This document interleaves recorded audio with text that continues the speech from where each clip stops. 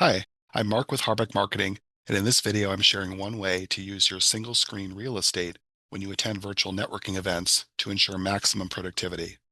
Let's jump over to my screen capture during a recent event I attended. So here's what my screen typically looks like during a virtual networking event. Now I'm going to walk through the different apps that I use while I'm attending virtual events. Going clockwise, starting from the top left of my screen, first there's my .txt file that I use for note-taking while I'm attending an event. And you can see that I have my file formatted where I have the event name at the top, followed by the month and the date, so that I can refer to a specific event later on. And then under that line, I put my elevator pitch. I'm reminding myself of exactly what I want to say when I'm given time during an event to do a quick introduction about who I am and what I offer. And then many events that I attend have breakout rooms. So I have a line under that that just says capital B-O, lowercase s for breakouts. And then this is where I make my notes when I'm talking with people who could be referral partners for me or could also be direct client leads. Next, going clockwise is the Zoom room.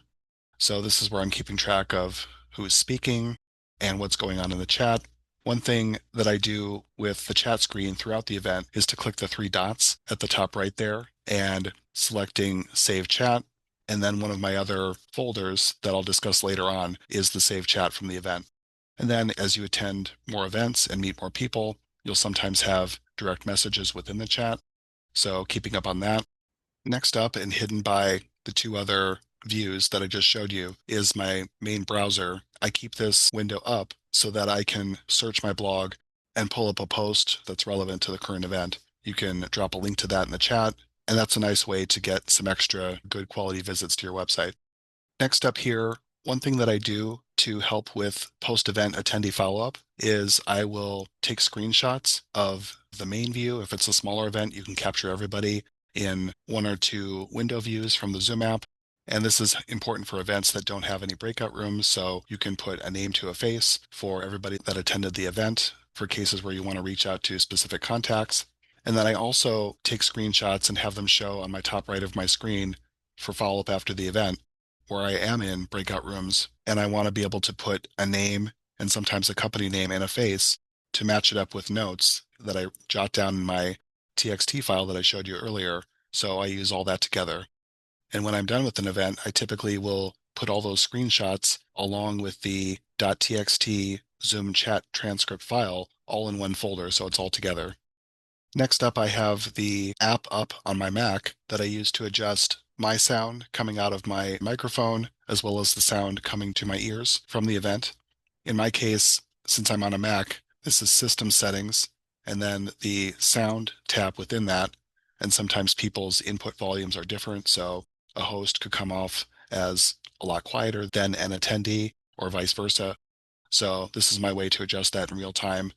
And then finally coming back around to the last app that I have up, in this case, a folder. And in the step when I showed you the Zoom window, where you click the three dots to save the chat session, and then it creates a new folder and dumps the TXT file in there. So I like to put it off to the side, to the bottom left.